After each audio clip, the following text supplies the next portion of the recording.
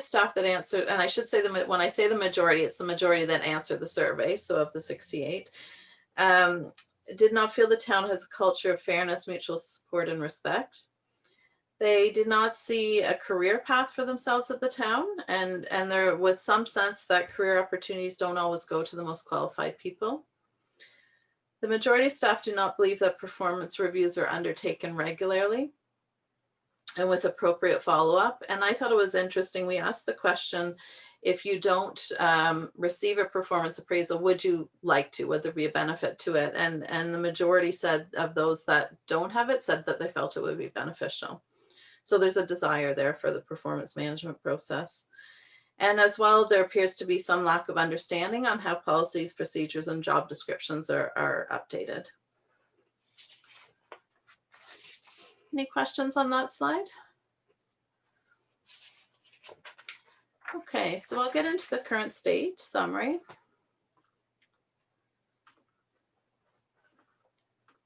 So the following are some strengths that were noted during the current state assessment. The HR team was really seen as providing good support with interpretation of the collective agreements and helping managers address performance and behavioral issues. The HR officer was seen as very approachable by both the union rep, staff, and managers. We saw a really high level of commitment from the HR staff, and truly a demonstrated dedication to the HR profession and the work performed. We really also saw real dedication from all staff on improving HR services. There was a real openness and engagement and looking for opportunities to improve. We were impressed by how engaged staff were in the process. As mentioned earlier, there's obviously a strong health and safety culture at the town, which is great. And overall, staff are committed to the town and proud to work there and really look at optimizing services. So they're open to improvements, which is great.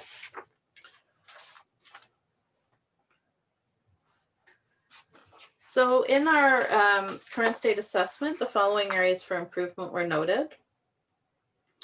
So we noted that the HR division lacks a strategy and operational objectives that are aligned to the strategic priorities of the town. So certainly the HR divisions does determine priorities during budgeting, but there isn't necessarily a tie-in to the overall strategy and strategic objectives of the town. We also noted that the HR division functions tactically and really has a low level of resources, which makes it very difficult to function at a strategic level. So they're dealing with tasks and frankly doing really an incredible job with what they have, the resources they have. They're dealing with things on really a day-to-day basis and putting out fires. So without an ability to, or the time to then focus on strategic initiatives like leadership development or succession planning. There are some enhancements that are required to the core people processes to secure the foundational programs and services for human resources.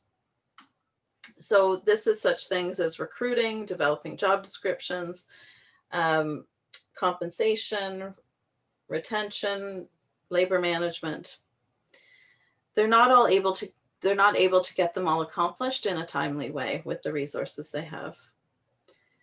The HR policies and procedures require updating. Some are very old and do not reflect current practices. And there's significant manual work that's required, given that there's a lack of a fully integrated payroll, HR, and time management system. And in our work in the municipal sector, this isn't uncommon in municipalities. But what manual work means is that you have much less efficiency and opportunity. There's more opportunities for error, and people are spending their time pushing paper rather than focusing on really value-added work. Any questions on that slide while I'm there?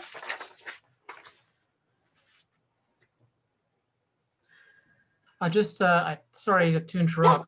Yes, please. And perhaps, I know you cover, I did pre-read the presentation, but I guess I'm hoping if you can tell us whether this is something that is a rare occurrence, or if this is something that's common to municipality, where the amount of paperwork and the kind of a lack of a digital framework is like, is this something that is common, or is this something that is more rare and an Yeah. item of significant concern? I think it's an item of significant concern, but that doesn't mean it's rare. I actually was doing a payroll process review for multiple municipalities underneath one county. And I was actually amazed at how basic the systems were and how much manual work is still being done by a lot of municipalities. It's a real risk for every municipality that's behind. I mean, most of them that we've talked to, and even in the jurisdictional scan we do, everybody's really working towards that. Goal is to become much more automated, but certainly right now it's very common to be more at the manual side. And it's a real detriment to municipalities, frankly. When you look at other broader public sector employers, hospitals, universities, long-term care, they all have systems in place, and it's quite surprising that municipalities on the whole are behind in that area. Does that help? Okay. Okay, so when we did the current state findings, and then as well as we move into the future state recommendations, we really prioritize them into these 5 theme areas. And I covered some of it on the last slide, but I'll just go through this again. So strategic priorities, again, it really needs, the HR division's lacking a strategy that outlines what its priorities are and how those then relate to the town's strategic plan. And so the processes right now doesn't really support a continuous business improvement model. As I mentioned on the last slide, the staffing model and level of resourcing that's existing for HR in the town right now is really impacting the ability of the HR staff to function at a strategic level, as well as to meet the demands of the core people processes, frankly. And so, as noted, those core people processes need to be enhanced, and before you can really work on the strategic HR services. So the focus needs to be on the core ones first. And I'll just so you understand when I'm referring to core people processes versus strategic. So the core people processes are really selection and orientation, performance development, compensation, employee services, retention and termination, and labor management. So those are the basic day-to-day processes. And then when you get into more the value added and the HR services that can really lead to business transformation, we're talking about the technology services, creating a learning environment, doing strategic collective bargaining and negotiations, implementing change management strategies, and doing that real HR planning and strategy. So I hope that helps sort of explain what I mean by those concepts. As noted, the HR processes and policies require updating, and there's a lot of manual work because of the lack of a fully integrated system. Anything on that one? Bit of a repeat of the last one. So if you, yeah. I'm sorry, excuse me for interrupting and through your deputy mayor, just back on the technology point. Do you mind maybe just providing a little bit of details what you mean by, you know, I have in my mind an idea of integrated systems where multiple sort, you know, I haven't, but I'm just, you know, from your point of view, if you don't mind, Elizabeth, if you could just kind of perhaps identify what you mean by a fully integrated system, you know, Sure. If you don't mind, please. Yes, of course. So when I think of a fully integrated system, it's really time and attendance, payroll, and HR. So the time and attendance is technology that supports scheduling and timesheets. So people aren't having to write out manual timesheets. They push a button, you know, your schedule's in a system. You push a button to say that's what you worked, or you push a button to change it to what it is. There's a process that it literally flows through the email, I think usually, to a supervisor who then approves it. and that then flows into payroll. So there's no paper, it's all done through a system. And then once it flows into the payroll, obviously that's the system. And that payroll is also doing things, not just paying, but also tracking things like sick time, like vacation. So right now that's all being done in Excel. And so somebody's manually entering it. But there's systems out there that will track it all for you. And so an employee can actually go on the system and say, how many sick days do I have left, or how many vacation days? And the system shows it.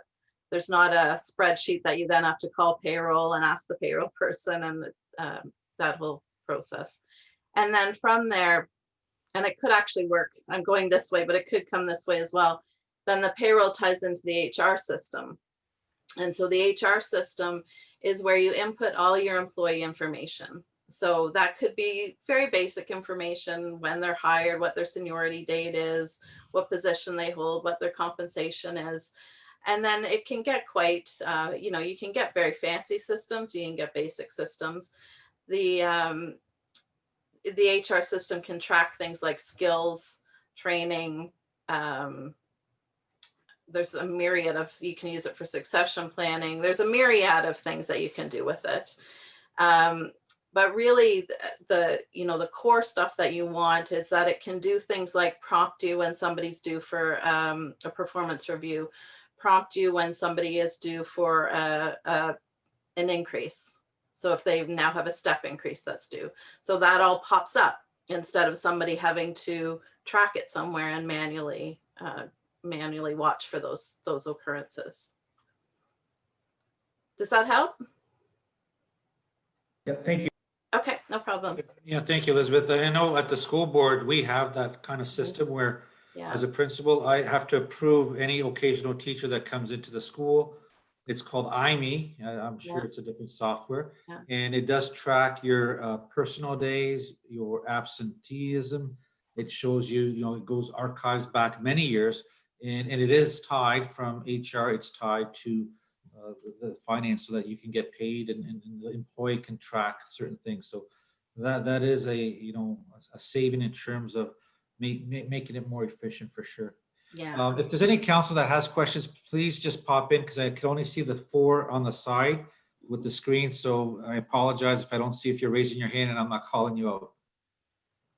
No, I think the private sector were well versed on those. I know I've been retired for 9 years from Hiram Walkers, and we had a chrono system, which Right. I believe the town of LaSalle is utilizing, and that I model, love it.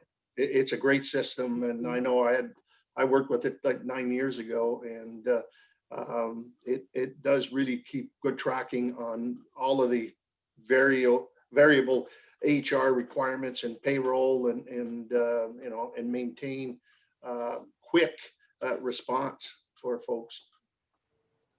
Yeah, and the thing I found quite interesting doing this, that other project I talked about, as well as this one, and doing the jurisdictional scans, everybody's using something different. It's really fascinating. Like there's not so if you ask me what is consistently being used out there, there is literally no consistency. Everybody has different ones that they're using. So it's quite interesting. But the Chronos, he raved about it, really liked it. Yeah, it's adaptable, to private sector, to public sector, Yeah. depending big, small, medium enterprise. And so that's a fundamental good thing is adaptability. Yes, absolutely. All right. So I'll move into the future state recommendations. So the first thing we do when we're developing the future state recommendations, we went through a process with the senior management team of developing guiding principles, and that these principles that would then provide sort of the roadmap for us in developing our recommendations. So these are the guiding principles that were included. We were to focus on roles required for the division and not necessarily capabilities of current staff. To look at full recommendations without regard for the budget, understanding that would be your role later on. Assess and confirm roles and reporting relationships that promote clear accountability and provide improvements to current reporting relationships. As we talked about, consider the HR organizational structure of similar sized municipalities. And we looked at 5 municipalities, including Cobourg, Wasaga Beach, Fort Erie, LaSalle, and Leamington. Also, we are to ensure that required service standards and legislative requirements are met. Assess contracted out services for cost efficiency and effectiveness, and provide recommendations on if anything needs to be done in-house versus outsourced, or if it can be shared with other towns. Consider strategies required to support HR structure, processes, and services for the future, and assess information on innovative and creative HR technologies to underpin the continuous business improvement model. And so the following slide really summarizes our recommendations in these 5 theme areas. So again, obviously we're recommending the development of an HR strategic plan, and the plan would really detail the goals and objectives of the division over the next 3 to 5 years, ensuring that they all align in with the town strategic plan. So the HR plan should flow from the town's plan, and making sure that it's quite detailed in the sense of providing timelines, accountability, who's going to do what and when. And then it should include an annual review, so that that plan is being reviewed on an annual basis and adapted. Every plan should be flexible to be adapted as things like COVID arrive, where your plans get thrown out the window and you're dealing with new things. And then part of that plan really would be around focusing first on those core people processes, and then developing the HR strategies and value added initiatives once those are solidified. With regards to structure and staffing, when we looked at the other municipalities, they all had at least 2.0 FTEs in HR, and a few of them have 3.0 FTEs. At Tecumseh, you currently have 1.3. So there's really quite a gap between where you're at and where the other similar sized municipalities are. So we are we are recommending increasing your resources in HR. And we feel that the structure that we're recommending would meet all your needs. We recommend moving HR to report to the CAO. As you know, right now it's being done by the Director of Corporate Services, who is also managing her responsibilities as the clerk. And we're recommending HR be moved out of there so she can focus on her clerk responsibilities, the legislative services, risk management, lottery litigation, records management, and then the HR can have a full-time lead that would oversee HR division. And so we're recommending that you have what you could call a corporate manager of HR, and that person would be on the senior management team. It really is critical from an HR perspective for the lead to be part of senior management. As someone that's worked in an organization in HR, I know how critical that is to be able to provide the necessary service. And then we're recommending the current HR officer position report into the corporate manager, and that you then add an HR coordinator position, and then that position would be filled. We're recommending that it could be filled by co-op students or interns. It's a great opportunity to provide a learning experience for people. And just to give you some sense of how we saw the structure flowing out. So we were thinking the corporate manager of HR would be really responsible for the HR strategy development, the HRIS, the technology side strategy and implementation, managing the talent management strategy, the labor relations piece, training and development, probably comp management, compensation, and policy development. The HR officer would support the corporate manager in these areas. As well, a big component of that position we saw as being the go-to for the HR managers, so who they go to for their support and consultation around employee issues. The officer would also be responsible for reports and data analytics, health, safety and wellness, recruitment, Benefits and pension, we're recommending come under the HR officer. And that was a bit of a gap that we saw at the town right now, is there isn't really a specialist or anybody that has sort of has a focus around pension and benefits. So we're recommending that the officer become that person. And then the HR coordinator would maintain the HR information and would assist the HR officer, particularly with the recruitment process around, screening, reference checking, setting up interviews, doing background checks, and supporting managers in the recruiting. And as well, the HR coordinator would help with special projects as needed. We're recommending that once that structure's in place, that you develop a service level agreement. And a service level agreement is something that we've used in other organizations, and it really is sort of a contract that outlines what HR is responsible for versus what managers are responsible for. It makes it clear about what the delineation of work and authority is between HR and leadership and employees for that matter. It outlines things like turnaround times, what can be expected on how quickly a job description will be written or a response to a request. And it clarifies exactly what can be expected of the HR division. And we find that those then support an HR partnership model, we call it, which is really managers and HR working together jointly on decision making, both bringing their level of expertise into the partnership and jointly working on solving and coming up with solutions. And then from the services side, we really recommend modernizing some of the HR processes, the recruitment, onboarding, labor relations, health and safety. There is some modernization, certainly the recruiting, you're using a software there. To some degree, there's some technology being used in health and safety.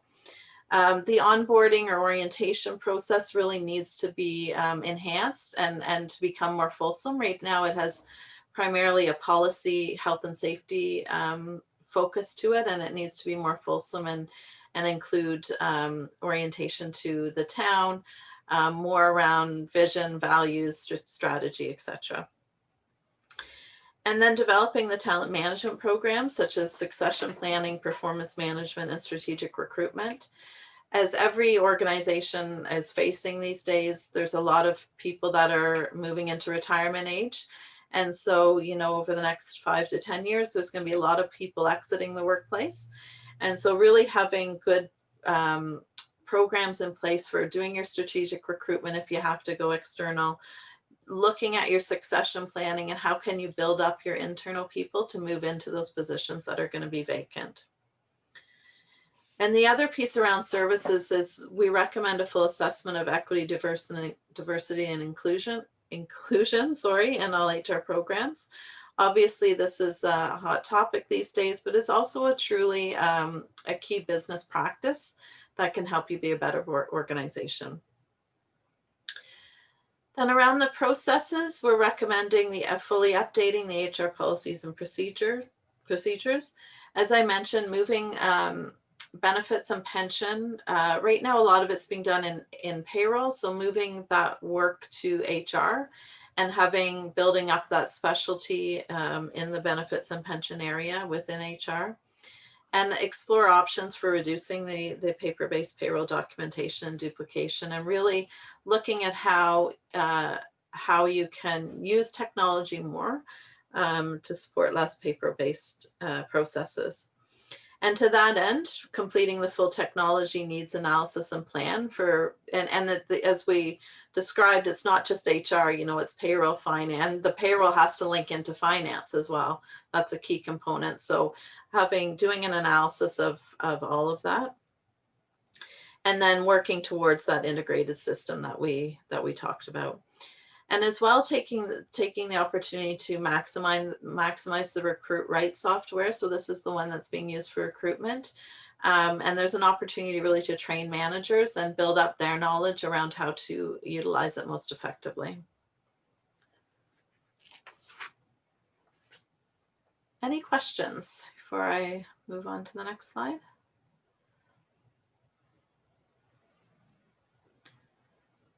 So the next, oh, okay, there we go. The next slide really gives you the structure that we're recommending for the division. So the CAO with the corporate manager of HR as part of the senior leadership team, and then the HR officer and HR coordinator reporting into that corporate manager of HR. And over on the right side, we have the external service providers. And we did do an assessment of those. Generally, they're providing good service. The Health and Safety Duncan Associates, we made some specific recommendations around looking at ensuring there's value in some of the training that they provide. But overall, a very worthwhile way to ensure you have that health and safety program in place. It's much more efficient to do it that way than to do it in-house. Compensation is, very effective and reasonable. The legal side, there have been some areas where there's been an increase in legal services and costs in the last couple of years. And we recommend looking at other ways of where possible. Some things require a lawyer. Other things you can get the service through an HR consultant, and it's much more cost effective. And the benefits, you have a good one there with Buffett Taylor. And so final slide, just an overview of some of the cost savings and service delivery efficiencies that we're recommending. So as I mentioned, you're looking for opportunities to utilize HR consultants rather than lawyers, if you can, to reduce legal costs. Building up your recruitment process, because an efficient and effective recruitment process mitigates the chance of a bad hire and associated costs. Modernizing your performance management program will really help improve employee engagement and lead to enhanced productivity. Continuing to outsource the compensation and health and safety, those two in particular, it's much more effective to do the outsourcing rather than to resource it internally. Now, the last bullet, I have to say, I put in there before the county approved their new system. So what we did talk to the county, and they're implementing a new HRIS. And so we had identified as a potential opportunity would be to piggyback with them and perhaps lower purchasing costs. However, they just announced or was just put through a council meeting, the cost of their new system. And it's a very expensive system that they've gone with. And I'm not sure it would really be what you would need. I can't imagine you would need to spend that kind of money. Service delivery efficiencies. So if you can focus on consistency and collective agreement language, you've got 5 bargaining units, which is a lot, especially for a small organization. It's a lot to manage. So as much as possible, getting efficiencies with their language. Providing labor relations training for managers. And then that can lead to hopefully higher knowledge about how to handle labor relations issues, and ultimately will lead to reduced grievances and the time that goes along with dealing with those. Putting in a robust orientation program will really help you initiate new hires quicker and build their effectiveness sooner. Building your benefits and pension expertise in the HR division. It's going to help you manage the program more efficiently and potentially find savings. Integrated software solutions obviously is going to reduce manual processes, reduce errors, and reduce and less time for completing, as well as looking at reducing the paper-based manual processes. As I talked about, developing that service level agreement between HR and the town that helps outline the services HR provides, includes quality standards, performance metrics, and it really helps support an HR service delivery model that maximizes efficiency and effectiveness. And then finally, to empower the HR officer in that role with greater decision-making authority to reduce bottlenecks and shorten turnaround times of HR activities. And that's it. So let me click off stop sharing, and then we can see each other. And I'm happy to answer questions.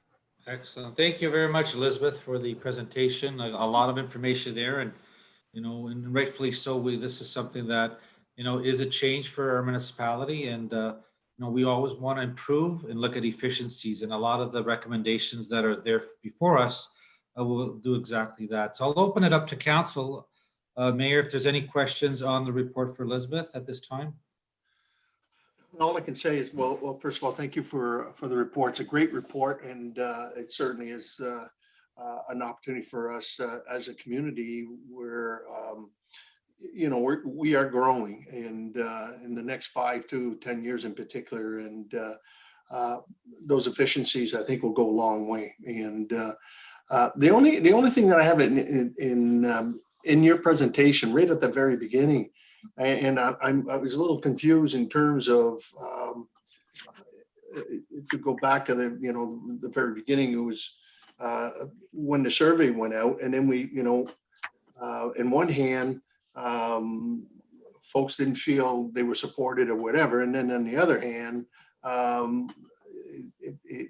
everything is great, and for the community. And that, so I just felt a little confused in terms of that. But all in all, I think it's time that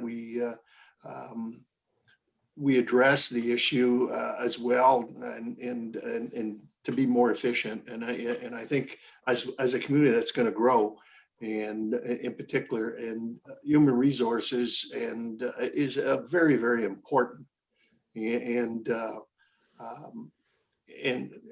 only concerns that I had in particular is just keep piling on the clerk's department. I don't think it's it's an efficient way of doing business. And because even in that particular department as well, the demands are growing as well. And so we want to make sure that we don't,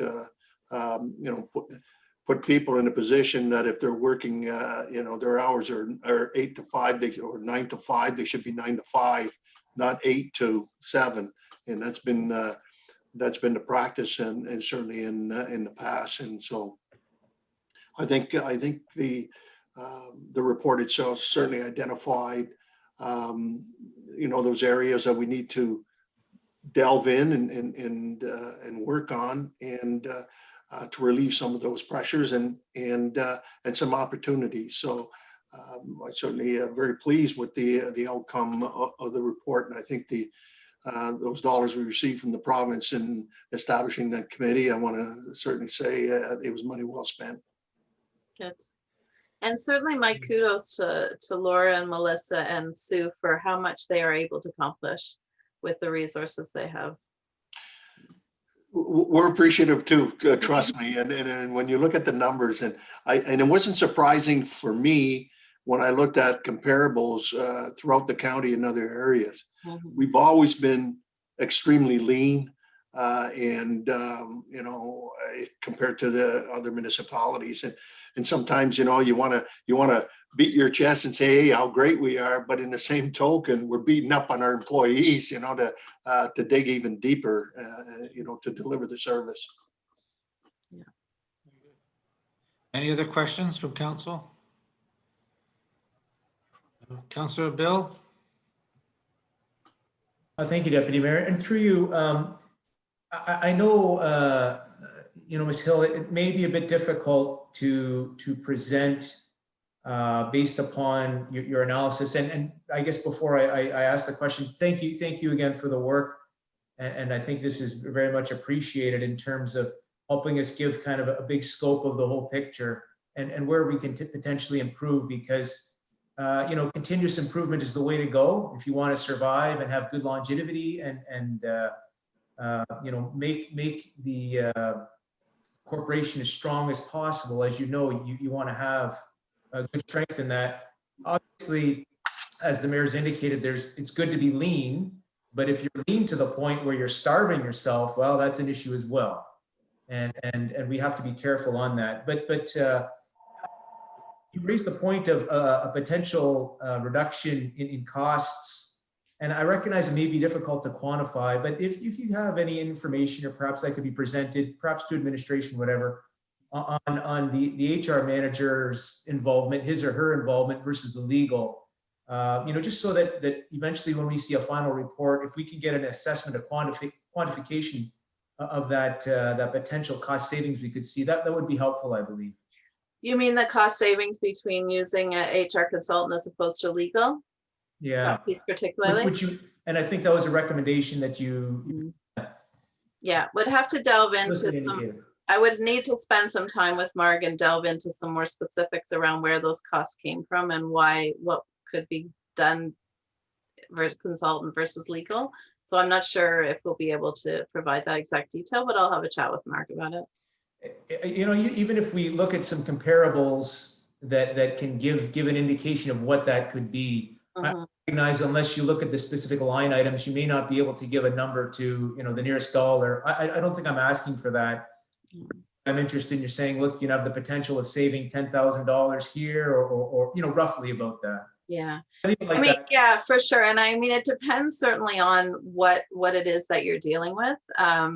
But I can tell you just from a, you know, from a dollars per hour perspective, you're looking at $300 to $400 an hour for a lawyer versus $175 to $250 for an HR consultant. So just there in and of itself is quite a significant savings. Perfect. Thank you.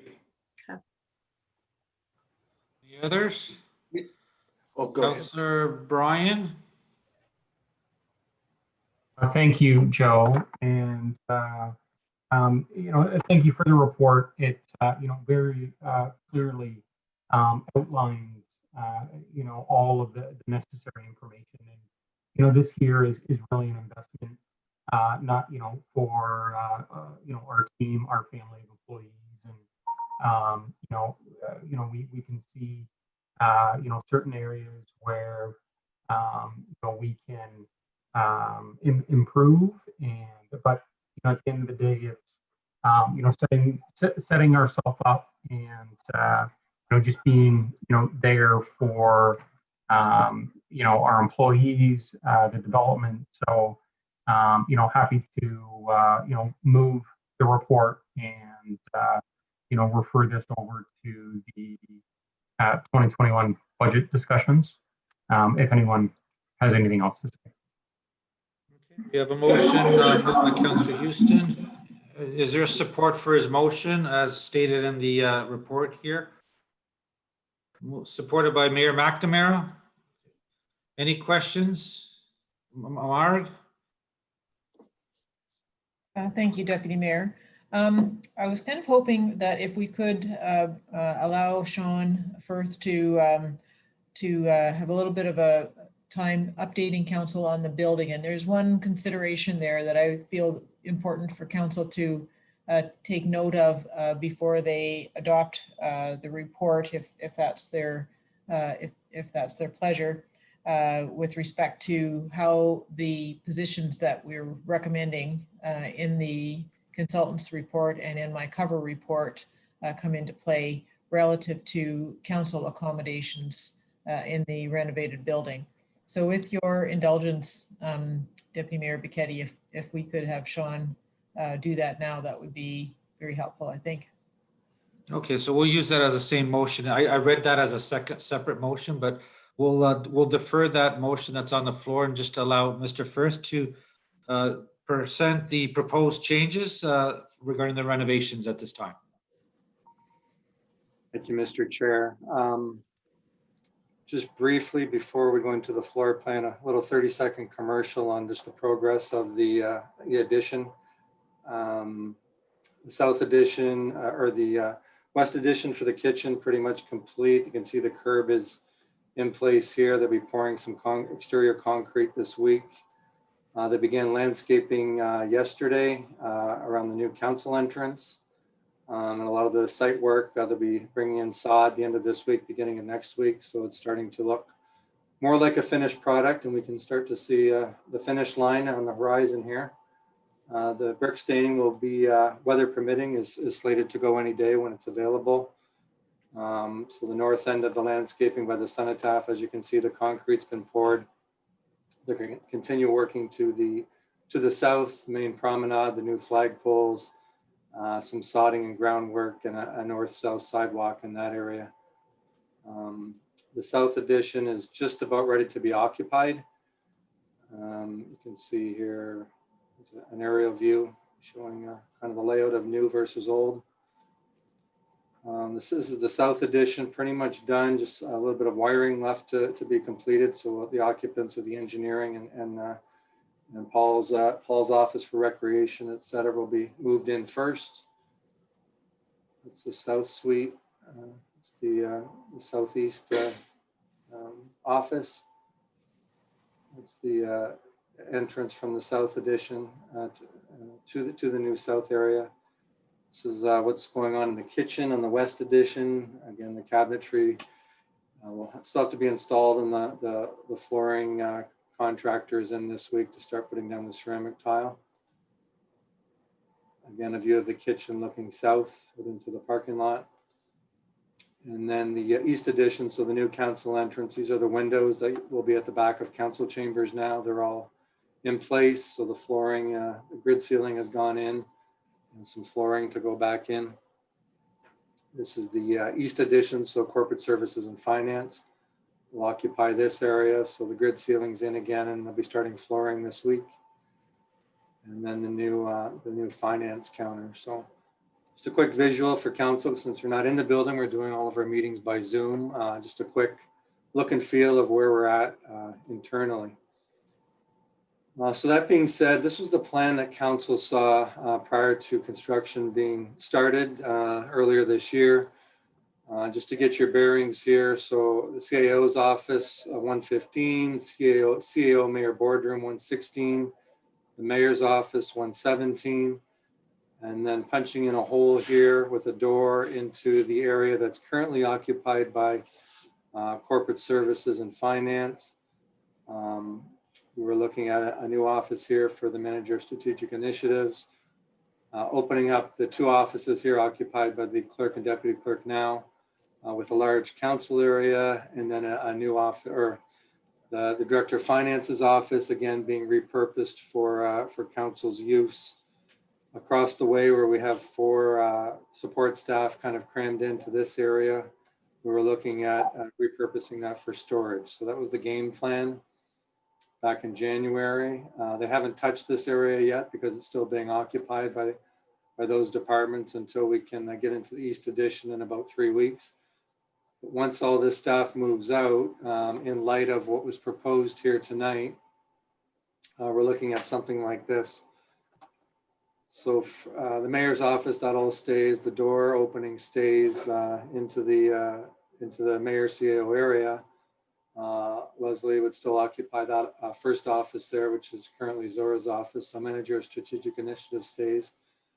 With the new kind of mini org structure we're looking at for HR, we're looking at possibly keeping these 2 offices status quo to be occupied by the manager of human resources and the HRO in office 123. And then the support staff that we're proposing tonight, the HR coordinator position would be occupied. We'd take out a little section of that storage area and put in the 7-foot by 8-foot office, or not office, but cubicle for the HR support. And then council would still have the private office at the end, which is currently occupied by the director of finance. So a little different in that originally we had, I think, 6 kind of mini cubicles here, but with social distancing and everything else, that's kind of would have to be re-looked at anyway.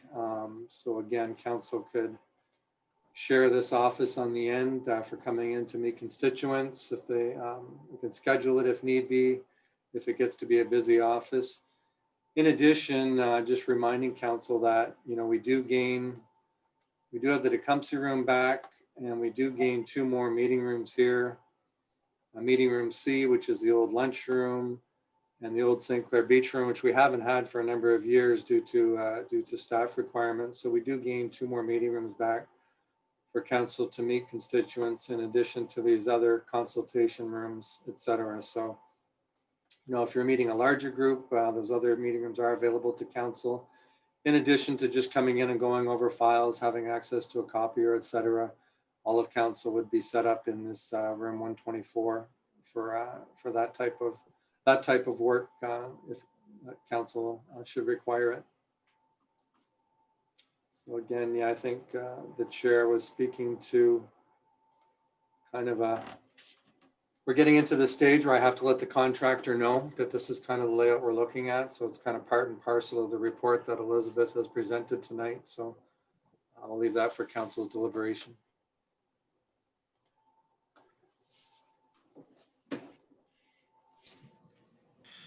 Okay, thank you very much, Sean. Are there any questions on the revised renovations there? Councillor Tonio?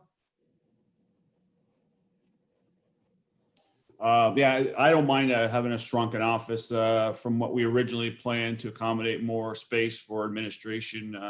Me personally, I'm not in the office that much to do my job. I'm out on the street and on the road with the people and talking to the people. So it'd be nice to have a little space just for the store or some paperwork and things like that. But I have no trouble with the change. Thank you. Joe, I know Mark was looking to speak. I don't know if you could see her. Yes, it Okay, was. go ahead, Mark. I saw Councillor Jobin's hand up, so I'll defer to her, and then I do have a couple of points to make if I could, please, Mr. Chair. Yeah, okay, go ahead, Councillor Jobin.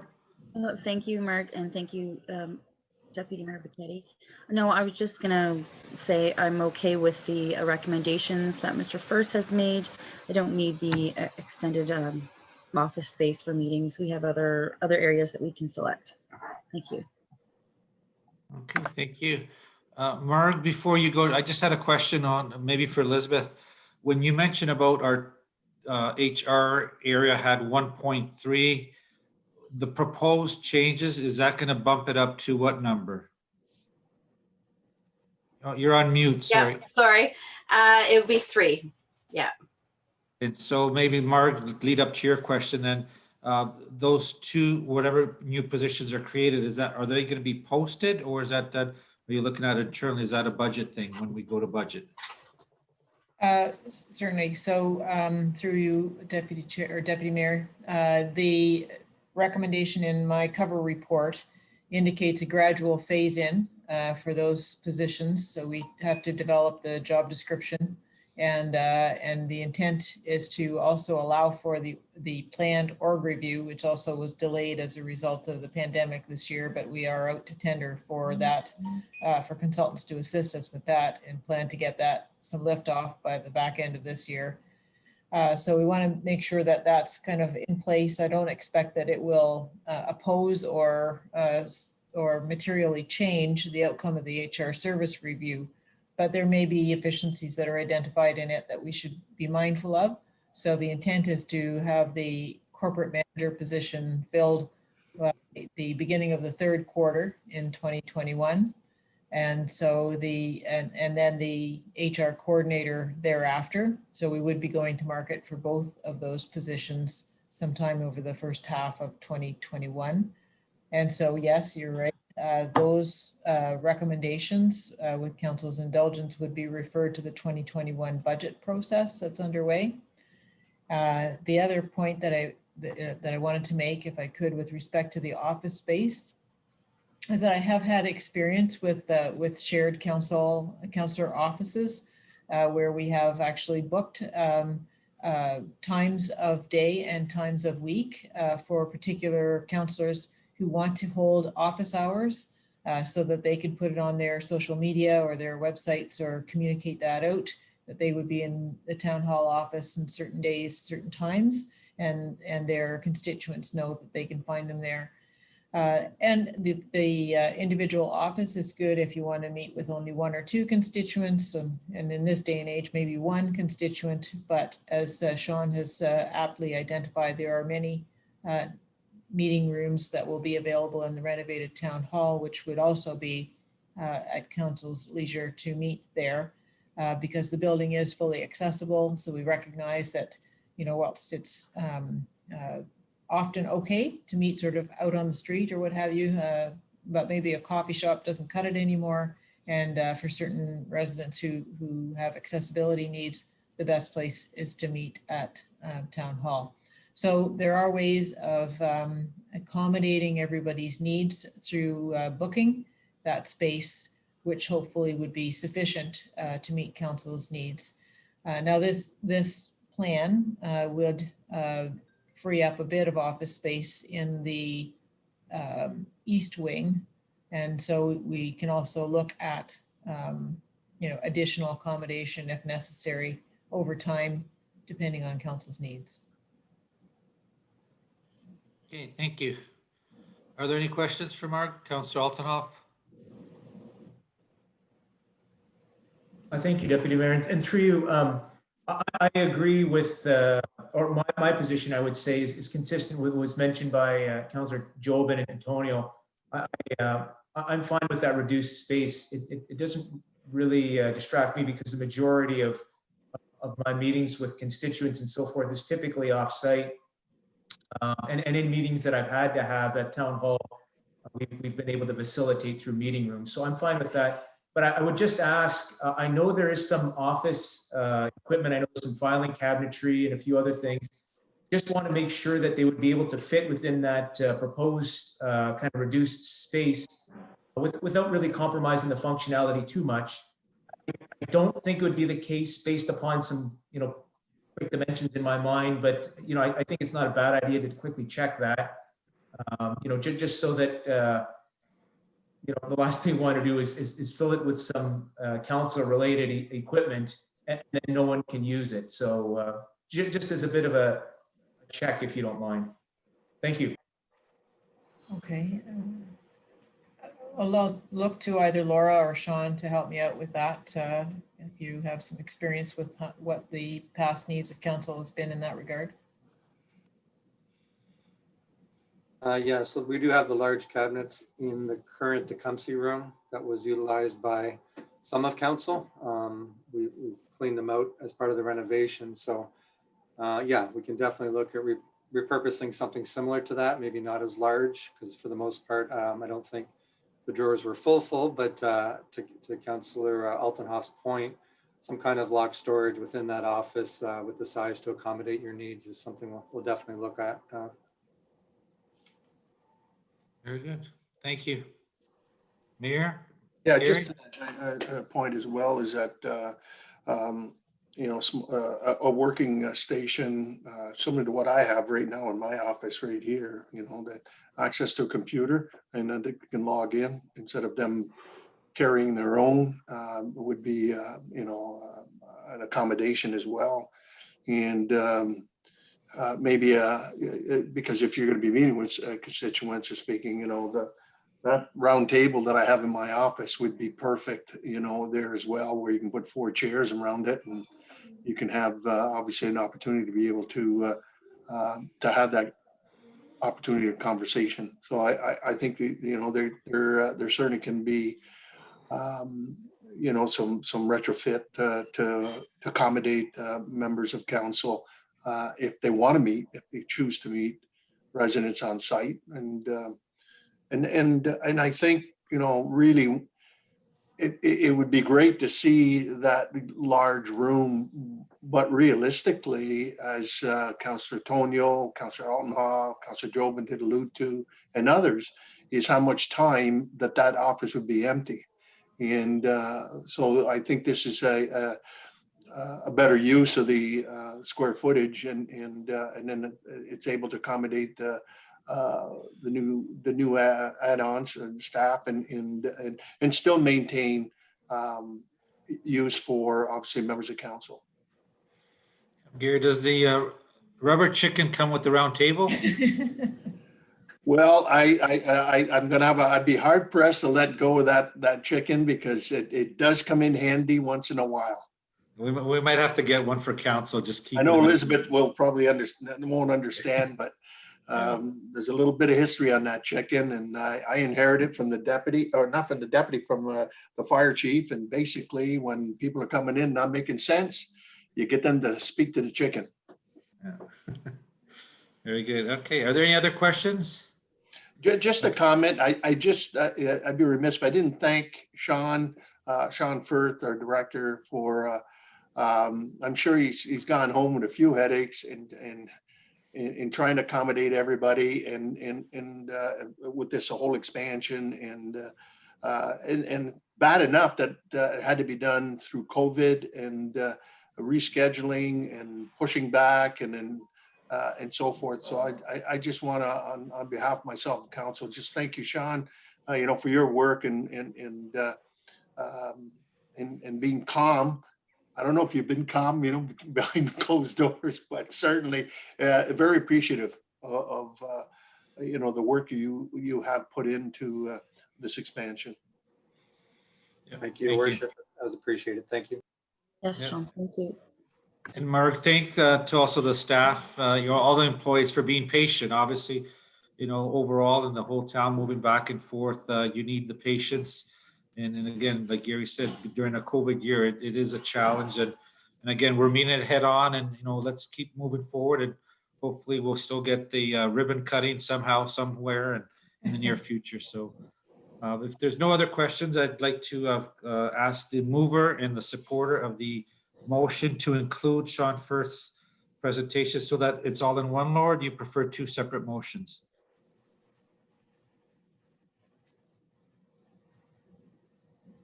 Could we have two motions, please? Okay, so the first motion was moved by Councillor Houston, supported by Mayor McNamara, regarding the report from the CAO 2020-08, Human Resource Service Delivery. I'll call the motion. All in favor? Opposed? And that carries.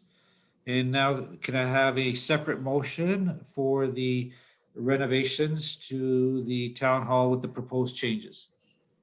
Moved by Councillor Tonio, supported by Councillor Jobin. Any questions? Okay, call the question. All in favor? Opposed? And that opposed? Okay, sorry, let's do that. All in favor? Opposed? And that carries unanimously. Thank you. And I think that's about it in terms of meeting. The unfinished business. Is there any unfinished business under personnel? Any new business?